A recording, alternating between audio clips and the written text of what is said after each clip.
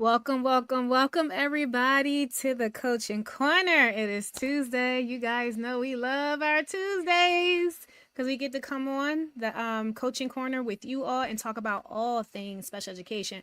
For those of you who are new, I am Jamila, aka the IEP Coach, and I am the founder and CEO of the IEP Coach LLC. We are an education consulting company and we specialize in providing professional development and coaching to special education teams, teachers, and paraprofessionals so they can thrive and not just survive in their roles. That's just a little bit about what we do. Thank you all for tuning in. And as you are tuning in, please drop in the comments where you are tuning in from. And as always, share out this live. Share out this live because tonight we are talking about behavior plans that work and how they align in the IEP. So you definitely want to share this out with parents, with teachers, admin. A lot of people need help making sure they document behavior correctly in IEPs. So go ahead and share out this live. And as I'm telling you to share it out, I'm sharing it out as well. And I hope Eid Mubarak to all the Muslims that were fasting. Ramadan is officially over. I pray that you enjoyed your festivities and that, you're fasting and all your fasting, all your du'as are accepted. Ameen. And it weighs heavy in your scales. Ameen. I enjoyed my Eid festivities yesterday. Oh, it was great. The weather was great. I got some water ice. I tore that water ice up. Oh my God, it was so good. I got some left over. I didn't even finish eating it from yesterday. I had some left over.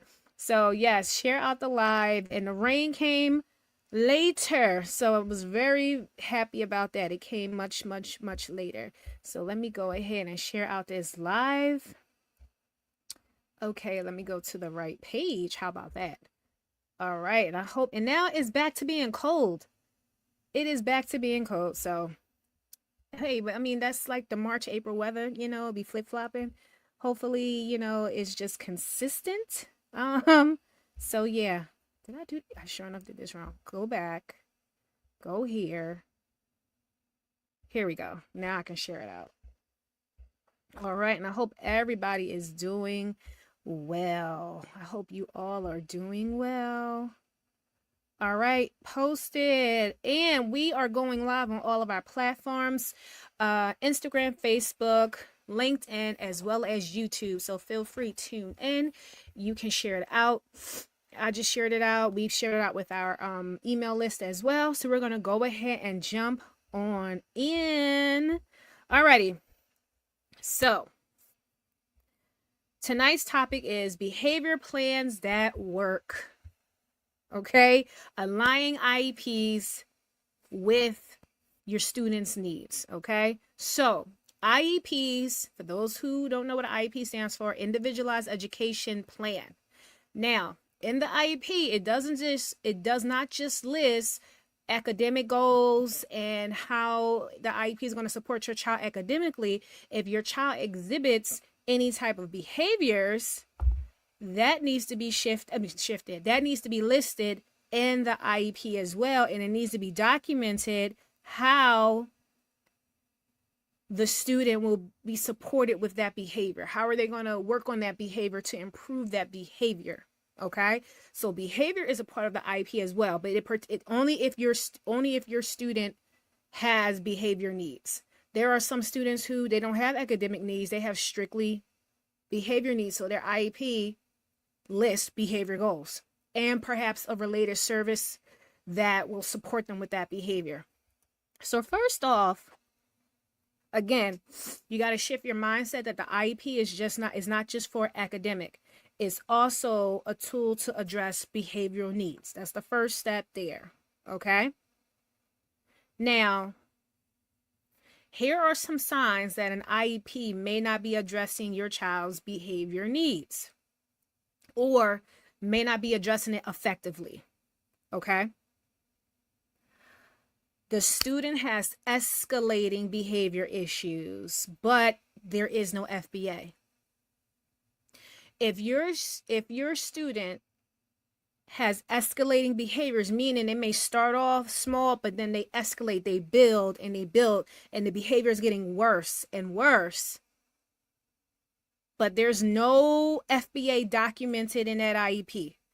That right there lets you know, okay, this, I don't know how you're going to support my child with their behavior because you don't have an FBA, and an FBA is a functional behavior assessment. And you must do a functional behavior assessment before creating any behavior goals and putting any behavior support in the IEP, because the FBA, functional behavior assessment, it helps you to pinpoint the root of the behavior, when the behavior is occurring, perhaps why it's occurring, how long it's occurring. What does the student gain from that behavior? That's what the FBA allows you to see. And then from there, you can create goals and supports. But if you don't have an FBA in that IEP, I know for sure you're not effectively supporting that student's behavior. Another sign is the present level section, which is section 2. It mentions behavior, but there are no behavior goals. If you're mentioning behavior in the present education level section, or the PLOP, present levels of performance, there's so many different acronyms for it. If you're mentioning behaviors, but you don't include behavior goals or supports, I know that IEP is not supporting that student in the behavior. And also in when you're writing the IEP and it gives you those different questions, like, oh, does the student have communication needs, and you check yes or no. Does the student have behavior needs, and you check no, but then you mention behavior in the present education levels, I know you're not properly support. That IEP is not going to support that student's behavior. It's not. Because how can you mention behavior in the present education level section, but you don't have no goals and no supports for that behavior? That's a second sign that that IEP is not supporting that student's behavior. A third sign, the accommodations are very vague. Remember, vague is very broad. So like, if a student exhibits behaviors like the accommodations modifications, they should be very specific to that student on how that behavior is going to be addressed. So to just say preferential seating, that's not really what, like, well, what's the behavior here? How is preferential seating going to help? Whereas for me, I had a student who, I used to be an emotional support teacher. So all of my students had behavior goals. They had behavior plans. Some of them had group counseling and individual counseling. So I had a student who had trouble completing homework. So one of his accommodations was he had to check in and check out for me. That was in his IEP, because in the morning when you come, I need to see, did you do all your homework? Before you leave school, we're going to check your belongings to make sure you copy down your homework and you have everything you need for your homework. And then when you come in the next day, we're going to check to make sure you did your homework. And if you didn't do your homework, you're going to sit down and do it. Do as much as you can before the first period bell rings. That's very specific to that student who does not complete work. Okay.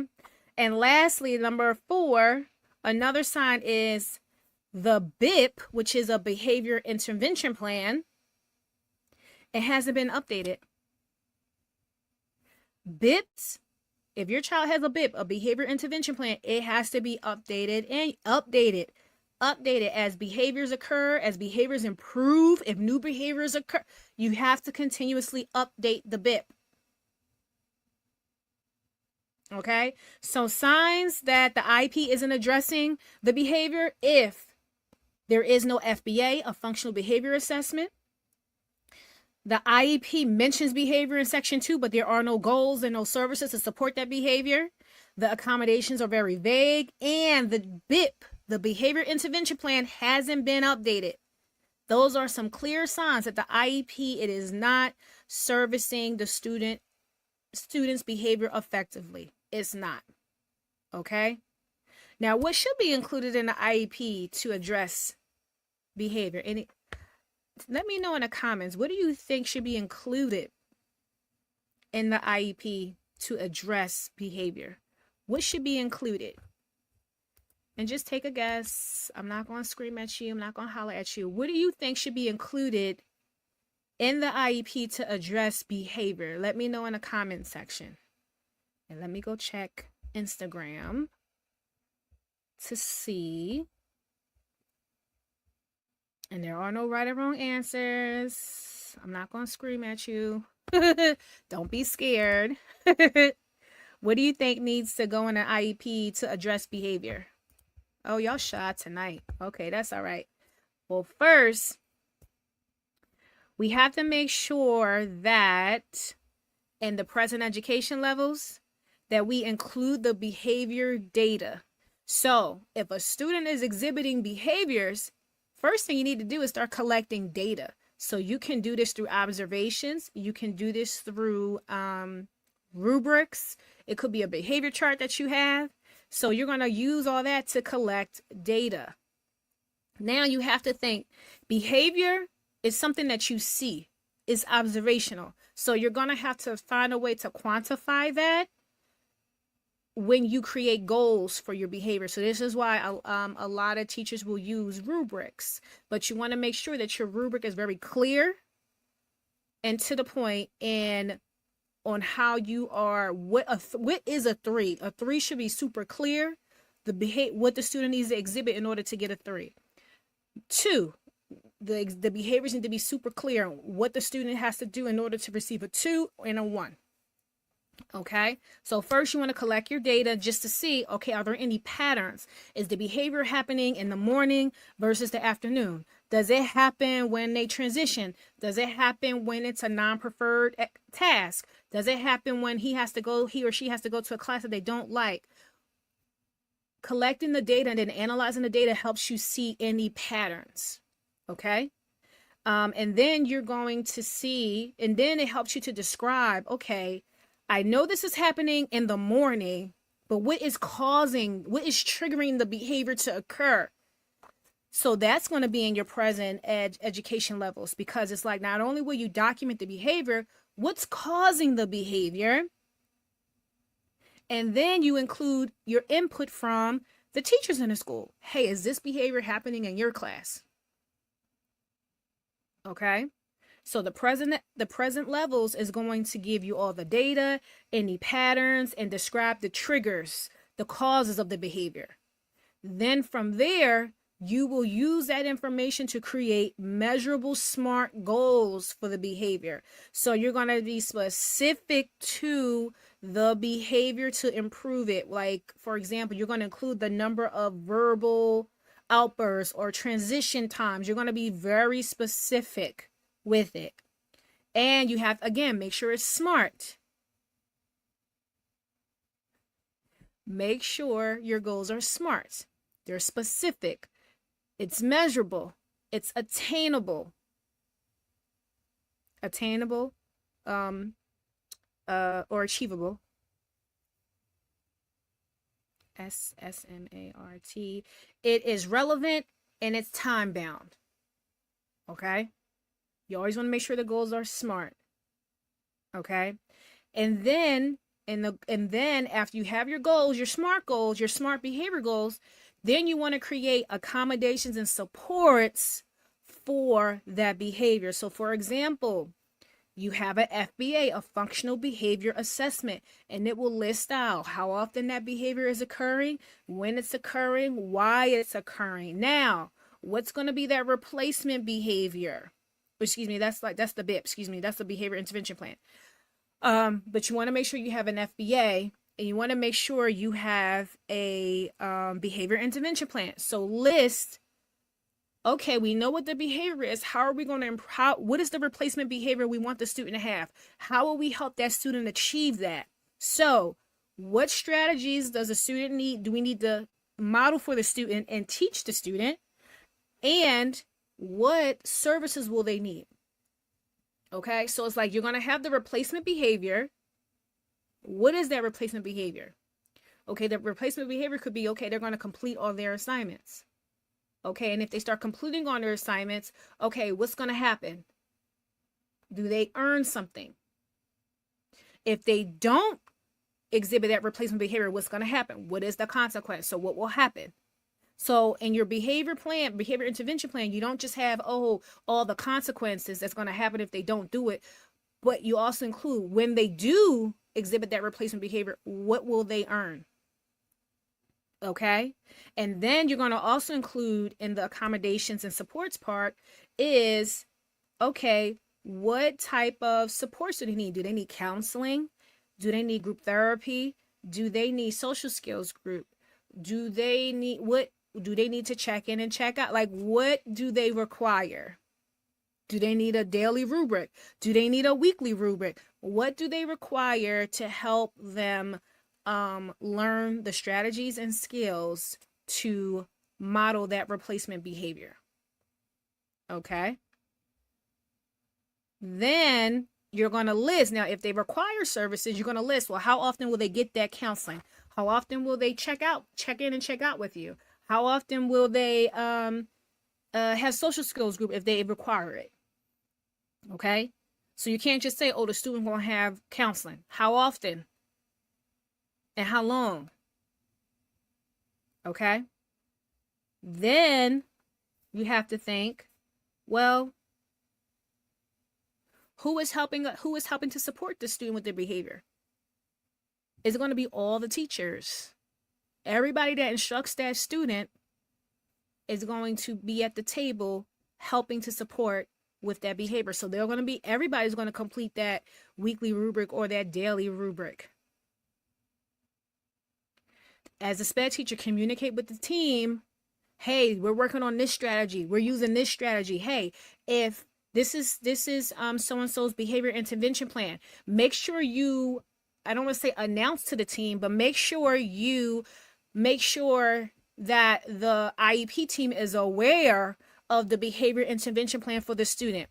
What are going to be the strategies? What's going to be the things that they can earn? What's going to be the consequences? So everybody that instructs this student is aware of the strategies, the supports, and accommodations that the student requires. So again, I told you I was an emotional support teacher. All the teachers knew we did check in, check out. All the teachers knew they had a rubric. All of the teachers knew. And they knew that they had some type of support. But they always knew they had check-in and check-out. So they would hold students accountable, like, oh, you better hurry up and get to Miss Bashir to check out. Because they knew that was a part of their support. Okay? So sometimes things get listed in the IEP, but the case manager may not make the whole team aware. You got to make the whole team aware of what that behavior intervention plan consists of, and what are the strategies, what is going to be the support for that student. Okay. Alrighty. Now, last thing you want to do is make sure everybody is clear on that behavior intervention plan, and everybody is clear on how they're going to track the behavior. So remember I said behavior, it's observational. You observe it. So you have to quantify it in order to track it. So this is why we use daily rubrics or behavior rubrics. And they don't have to be paper. You can use a Google Sheet. You can use a Google form. I did electronic rubrics because I wanted it to be confidential, because if I'm using a paper rubric and that student loses that paper, you lost my data. So that's one reason why I went to electronic forms, and I sent that to teachers, and I even sent teachers an Outlook invite, because some teachers said, Miss Bashir, I forget sometimes. Is this some way that you can send this to me maybe 5 minutes before class ends? I said, oh, sure. Sent them an Outlook invite. It got the link to the behavior rubric that they have to complete. And I was getting more teachers filling out that behavior rubric. And then it was easy for me to share the results with their parents. And again, it's confidential. And I could review it with the student. And I won't lose the data because it comes back to my account. Okay? So you got to be able to track the behavior and make sure teachers are completing the rubric. And I know sometimes this is hard because you might forget. I had a teacher, oh my God, he refused to use the electronic, he refused to use the form. He kept using paper. And I physically had to go to his classroom. And I was just like, we're going to say his name is Mr. White. I said, Mr. White, can we please use the Google form? I'll show you how easy it is. And once I showed him, he said, that's it. I said, yeah. He said, oh, okay. But he literally would hand deliver that sheet to me every day. His classroom was across the hall from me. But I had to physically go show him. And I had patience with him. I wasn't like, oh my God, no, I wasn't. Just show teachers. Try to make it easier for your gen ed teachers to complete, or gen ed and sped teachers, on how to complete the form. Hey, like I said, I put it in an Outlook invitation just to make it easier so they would remember to do it. Okay? And then you have to make sure you revisit the IEP if behaviors change. So if they're improving the behavior, you got to make sure you're documenting that in the IEP as well. You're documenting that when you do your progress report, you're documenting that. If the behavior is not changing, same thing, document that, because you may need to change your strategy or your plan that you have to improve that behavior. Okay? Because keep in mind, a well-written behavior plan is proactive. Like, you're being proactive with that. It helps you to be proactive. Okay? So I'm just going to recap the things you need in the IEP so that way you can address behavior. So your present education level section, which is section 2, should describe the behavior, should describe the triggers, any patterns, and the impact of the behavior. Like, what's happening because of this behavior, like what's happening. Okay? And you should get your input from all the teachers. You also will then use that information to create SMART behavior goals. Remember, SMART goals are specific, measurable, attainable, relevant, and time-bound. Then, from there, you're going to create what accommodations and supports will the student need to improve this behavior. What strategies are they going to need? Are they going to need sensory breaks? Are they going to need a visual calendar? Are they going to need cues, nonverbal cues, verbal cues? Will they require counseling, group counseling? Will they require check-in, check-out? And then you got to make sure you have your behavior intervention plan. So your FBA needs to be done, a functional behavior assessment, which helps you to get to the root of the behavior. And then the behavior intervention plan, which is what is the replacement behavior? What's going to happen when they exhibit that replacement behavior? What will happen if they don't exhibit that replacement behavior? And it's going to include all the strategies and the support that the student requires. Okay? That is how it should be addressed in the IEP. That's how behavior should be addressed in an IEP. Now, you may be wondering, well, when do you put behavior in an IEP? Like, when should you start putting it in an IEP? Behavior needs to be documented in the IEP if the behavior is interfering with that student's education or is interfering with the education of other students. Okay, that's when you have to start documenting behavior. If the student who has the IEP, if their behavior interferes with their education or the education of others or their peers around them, that's when you need to document and you need to do an FBA and do a BIP. All right, any questions? Put your questions in the comments. Any questions? Any questions? While you are doing that, because I know it takes some time for you to type, I am just going to remind you guys, make sure you subscribe to our newsletter, the IEP Insider. We have our tips, strategies, actionable tips and strategies that you can apply right away. This is for our SPED teachers, teams, and administrators. This is for you. So go ahead and click the link I just put in the comments so that way you can subscribe to the newsletter. That newsletter is fire. I'm just trying to tell you. I'm just trying to tell you, okay? All right.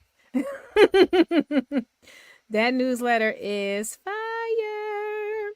All right. And hold on. Also, another thing that we have, our IEP in a nutshell, that is our most popular workshop. It is now on demand. So you don't got to wait for us to do it. You can just click the link and watch the workshop right away, instantly. That's why it's on demand. That's why it is on demand. Okay? That is why it's on demand. And then last but not least, oh, I'm sorry. I copied the newsletter again. Sorry. I got to copy the IEP in a nutshell on demand. Here we go, guys. Sorry about that, guys. Here we go. IEP in a nutshell on demand. And of course, we have freebies for you. We have freebies for parents. We got them for teachers. We got freebies for administrators. So there's something for everybody in our Coaching Corner Hub. And I'm going to drop the link for that right now. Let me make sure I do the right link.